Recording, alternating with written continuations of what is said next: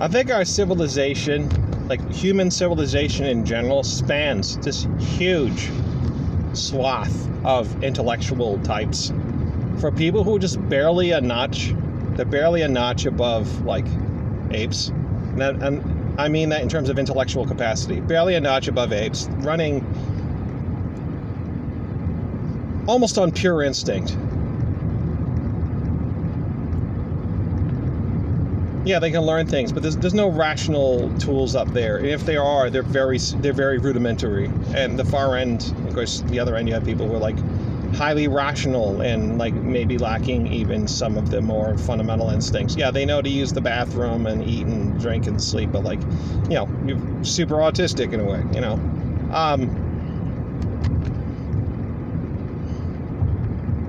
Like, I got to thinking about how many people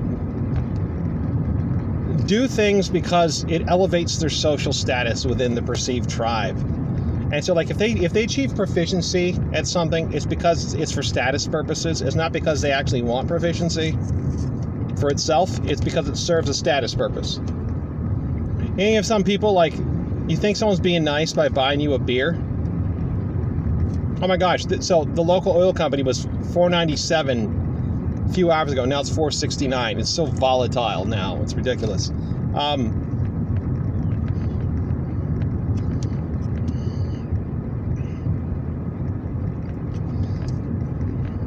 What was I saying? Oh yeah. Someone buys you a beer and you think they're being kind, but actually, like, I have money to buy you a beer, so actually it elevates my status relative to you. It makes me better than you. Like,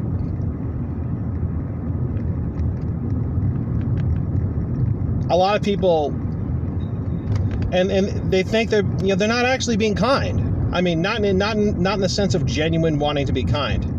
Like, I'm buying you a beer because I want you to enjoy the alcohol. It's because I want to flaunt money. I might be seen doing it, or just, guess what? Because I gave you something, now I'm above you.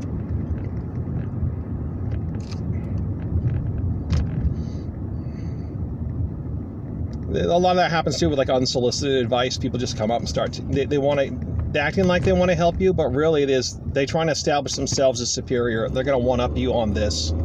Come up, give you unsolicited advice about whatever it is you're working on, and you think, this person actually want to help me? No, what they want is for me to receive wisdom from them and see them as superior to me. Even though the act of status seeking results in a positive outcome, that they might actually dispense wisdom that's useful. And not to mention, the status seeking results in distribution of alcohol, beers, to people who would enjoy them. Or whatever, you know. Or actually, you know, you feel superior because you give someone $10 when they're in need. And they actually get their needs met. But the motivation isn't out of love or kindness or desire to genuinely help someone for its own sake. It's status. And I think a lot of humans just run on that.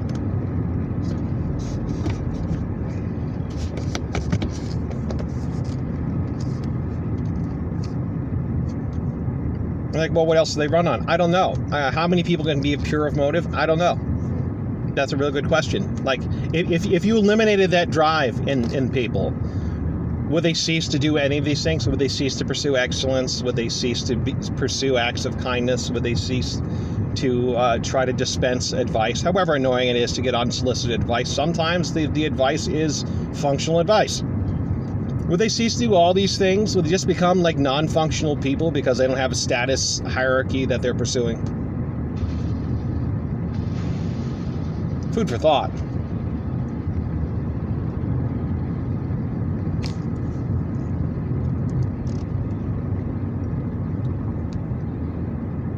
Well, what am I going to do about it? Well, there's nothing I can do about it. I mean, how can I get people to act out of pure motive rather than this sort of even subconscious, self-interested status seeking? I don't know.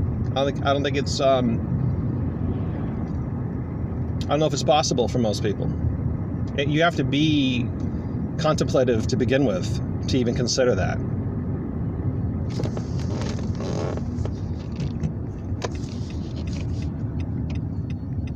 Now, let me just qualify a little bit of that. Now, you look in the newspapers and, like, you might have like a local Knights of Columbus, the Moose Club, or whatever, raised money for such and such, and it shows them in public handing over checks, shaking hands. That's public record. Like, if you're operating within the nonprofit sphere, you have to create public record of the transfer of money and such to protect yourself. That's why they do that.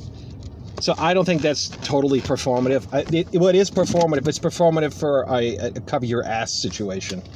That way, if anyone asks, like, well, where'd the money go? I'm like, well, obviously, look, it's a picture of me handing him the check. We're shaking hands. He's obviously into it. So, I get that. So I just want to make it clear. Like, I'm not talking about that type of status seeking. I'm talking about other forms. The informal acts of status seeking. All right, I have to go in and buy 2 bolts for my bow saw because I lost the bolts for it while I was cleaning it today. So because I'm not a meathead. If I was a meathead, I would know that you gotta put those in a little container there and put it in your pocket. You know, I didn't do that, so now I have to do it. So I'm gonna pause this. $15.44 later. Now I bought 2 of everything. That way, I always have extra hardware for it. So it would have been, whatever, $7.22. But yeah, expensive mistake dropping those 2 little bolts. I went out there with a little magnet tool trying to find them. I couldn't find them. So whatever. Just brain farted. I'm fasting today. I'm 24 hours, more than 24 hours into a fast, and I'm foggy. My mental clarity, my patience is just like down. I mean, I'm safe to drive. That's fine. I'm talking about just dealing with like fine details and shit. Like I kept losing the pen inside the hardware store. It's great. I love our hardware store, the Aubuchon, because you can buy like 1 bolt at a time, 1 nut at a time if you want to. I like that. I like not having to buy everything in bulk and buy exactly what I need so I can do precise repairs and such.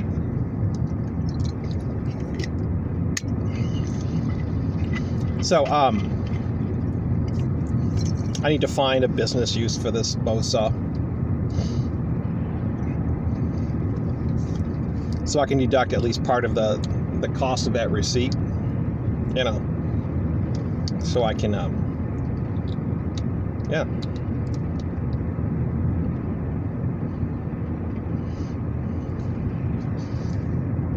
If that's what you do, if you have a business, right? That's fine. Look, if I can only deduct half of it because I use half of it for personal use and half for business, that's fine. Like, I don't know if I'm going to use the bow saw at all. Like, again, I'm trying to get that blade cleaned up. It might even just be too worn out to be used for business, but we'll see. Anyway. So yeah, I've been fasting I'm fat. Now, at my peak, I was 238. Let me qualify it. Let me restart the story. So late, like 27, so it's 2016. Yeah, beginning of 2017, I started keto fasting. Light keto. It wasn't like full aggressive, total deprivation. I went hard for like a couple weeks, and then I backed off a bit and got a little bit of carbohydrate. And I was at just over 200 pounds and really bad reflux, and then I managed to get myself down 169 pounds. And I don't think I did it properly. I think I lost muscle. At the same time, I also took a more sedentary job in the warehouse, so that could have been part of it as well. And yeah, you don't want to lose heart muscle, that's for sure. In any case, you know, life is what it is. I found new friends. I started to get put on weight because I was eating with them more often, more recreational eating and drinking and all that. Less disciplined. But the discipline really broke down coming up on the Rona lockdown. Because before then, I was able to maintain my 16-8 keto fasting discipline, or semi-keto, you know. But anyways, my discipline was there, and I would take a cheat day. Sunday would be my cheat day. And I was okay, but then that all broke down with the Rona. I'm like, whatever. Drank too much, too often. And I started getting heavier. And then totally, especially,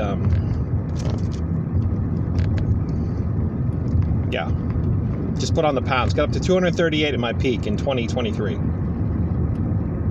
And then I realized, I was drinking too much. So I cut it back and I started losing the weight. Now I'm at 207. So I've lost 30 pounds.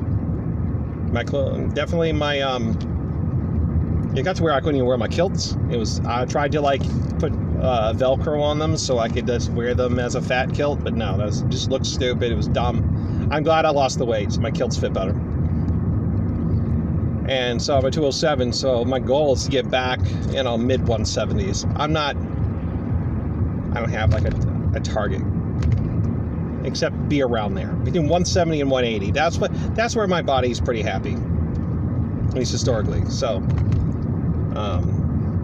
yeah, I could go hard. I could hard crash keto and suffer through it, but I don't want to. Why should I? Why, just to prove it? To prove to people on the internet? To prove to a bunch of whatever douchebags on the internet that I can do it? Yeah, nothing gets me down. I got discipline. Women like discipline. Yeah, they like pretty faces more. So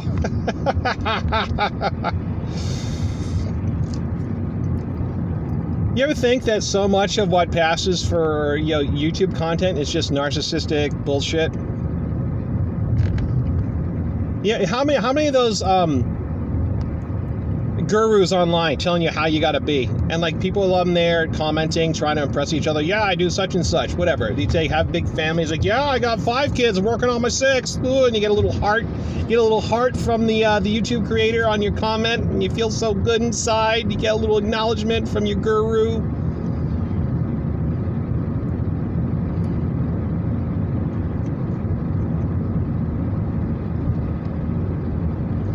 Oh, you have the female influencers that just basically parrot wisdom from like the MGTOW or the whatever red pill space, and because they're pretty, they see someone talking, they'll be looking at it and going, point this, and then like throwing in like a personal commentary for like 10 seconds at the end, and they're making money on it. Hey, look at me, I'm hot, and I'm agreeing with the red pill space. Or I'm agreeing with the black pill space, whatever, It's it's hilarious to me.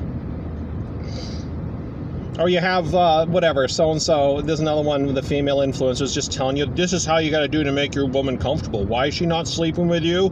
Because she's not comfortable. Because every time you touch her, you're trying to have sex with her. I'm like, yeah, that's not a problem if you're attractive. If you're attractive, she'll jump your bones. And then all the guys are in there commenting, assuming they're guys. I mean, you can... Depending on the avatars, depending on the name choices, like, yeah, I know how to treat women. Oh, these guys just don't, and right, you get a little heart from the content creator that says, hey, there's this chick that I want to sleep with, and she looks like the kind of person I want to sleep with, and I'm gonna tell her what she want to hear, and she'll put a little heart next to my comment.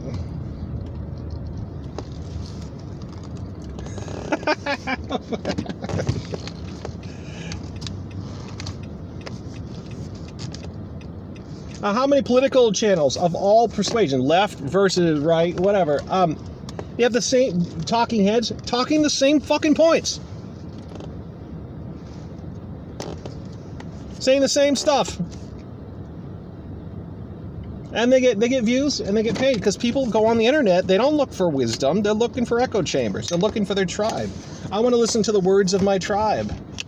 That's what you go on. That's what you go on for the most part. People go up there looking, whatever their tribe is, their progressive tribe, the conservative tribe, right? And whatever. You have your who's that grumpy? I can't remember his name. Doesn't matter. I'm foggy from the keto, from the fasting. So yeah. You want the tribe? You go on and get your tribal litany.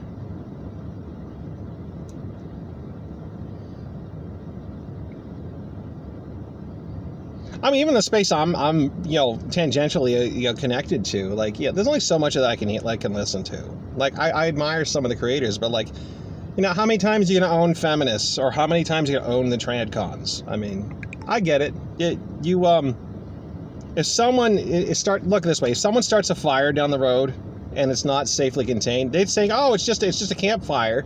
but you think it's not contained. You feel like you have to go out there and fight the fire so it doesn't spread, because eventually it's going to burn your house down. So if someone spews some whatever nonsense on the internet, you feel like you have to be an internet firefighter and go after it. I get it. That's why people fight on the internet so much. That's why they fight on Facebook or whatever, or X or whatever, all the time. Someone's had an idea that if it catches, it's gonna get to your house and burn it down. Figuratively speaking, if you think I'm really talking about fire burning houses, this channel's not for you.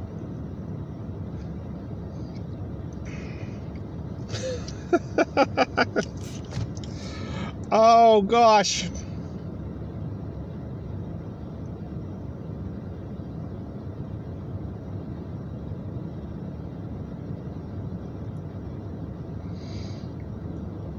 Yeah, the internet's largely full of just crap. There's a lot of good things, though. Let's get past social media. There is plenty of useful information to be had if you use it for that purpose. If you use even the social media for that purpose, you can get information on any task, almost any hobby, and learn how to do something.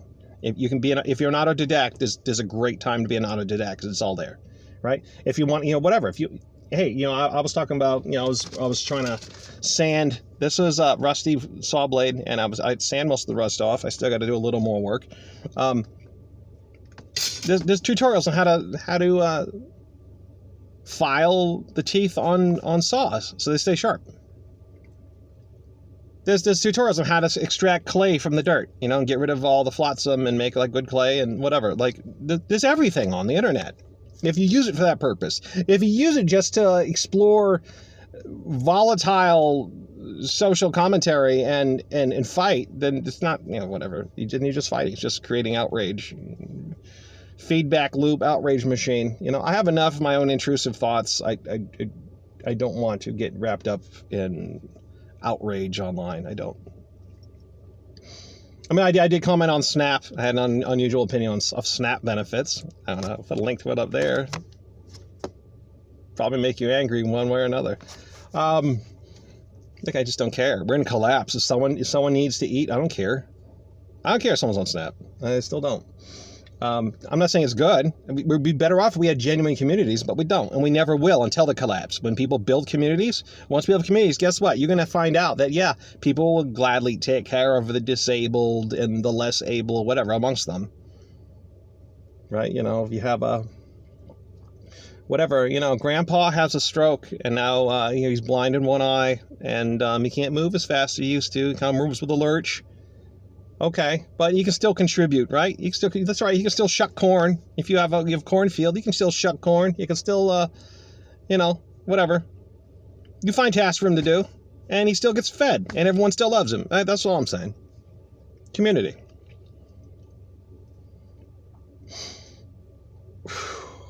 Yeah, this mental fog from the fasting is really. I wouldn't have lost those 2 screws. I had the 2 bolts for this thing. They just slid in there. You pop them in, pop them out, and you have to twist them slightly. They were like round-headed instead of hex-headed bolts. They were round-headed bolts, not rivets. They were bolts. They had threads, and I had to use I used a pair of pliers to turn it, pinch the round head and turn it. So maybe it's good that I lost it, and now I have I bought all this hardware. I got wing nuts and bolts, and I got lock washers and washers and whatever. I got all these things, $15.44 worth. I mean, I did my math wrong. I said $7.22 before. No, it's not. That's how tired I am. That's how I can't even math. I'm so just fasted out. Okay, I think I've made enough bullshit. I got a 19-minute video here. That's pretty good. I think that's pretty decent. I guess I didn't say much of substance at all, but that's okay, because there's still people out there that don't say anything of value, and they get paid. So I'm going to make my bank, hopefully. And if not, whatever. I guess I'm just going to toil. I will labor.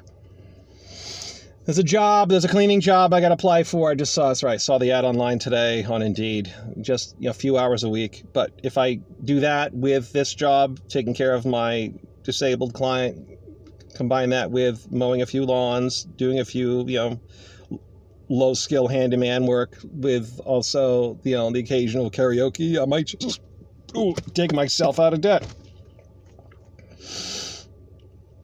And of course, you have that many little gigs, you're working all the time. That's what you're doing. You're just working. But on the bright side, I wouldn't have all my eggs in one basket, right? So it's just like if you lose your one job and that's your only income, okay, hopefully you have savings. I don't have savings, but